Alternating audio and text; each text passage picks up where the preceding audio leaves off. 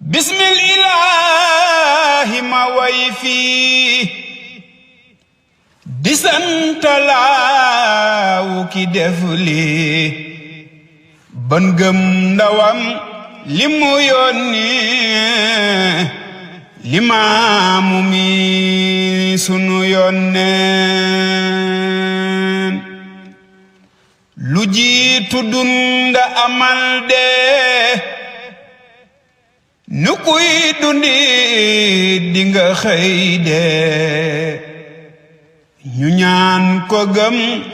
gabanuy dee limaamu mi sunu yónneen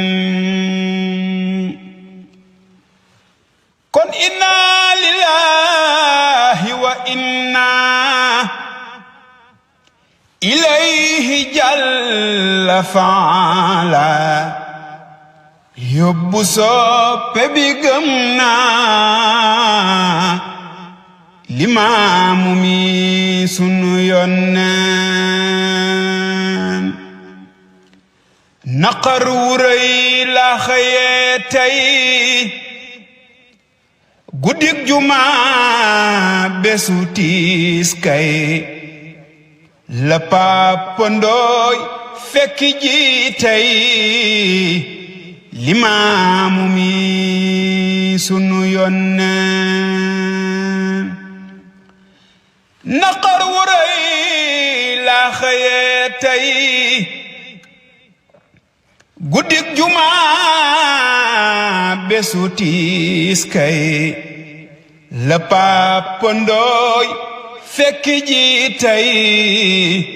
limaamu mi sunu yónneen mag ak ndaw ak ñépp ngay jooy ku xam jëmam dinga far jooy te naan liggéey na si diiney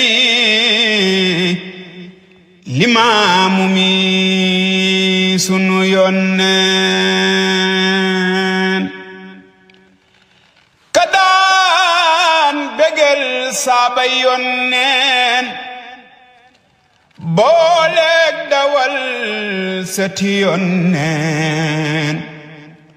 du tiis lu yokkat fa yónneen limaamu mi sunu yónneen kanam gu leer boole ak mbéeg la daawane xale ak maag wayam ya sax dafa neex naag limaamu mi sunu yónneen jikkoom ya mooy la ma yeemoon masul di wax bu nu géewoon salaaw zikar la salloo woon limaamu mi sunu yónneen ku tant ñëw na fa jaamoo yàlla ak yónneen mastataamu duniyaa ku yiw lete sàmmoo limaamu mi sunu yónneen allahu yàlla nanga may ko firdawsi peey ba defal ko muy beel di way fa jinaano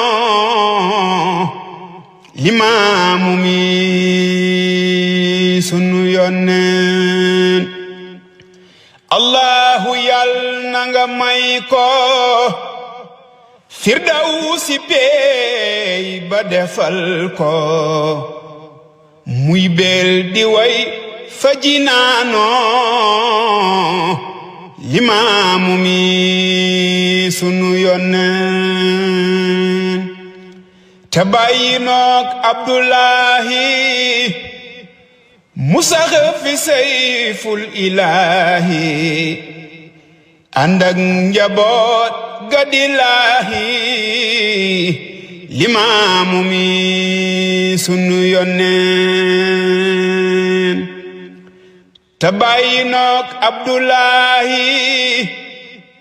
musax fi sayful ilaahi ànd ak njaboot ga di laahi limaamu mi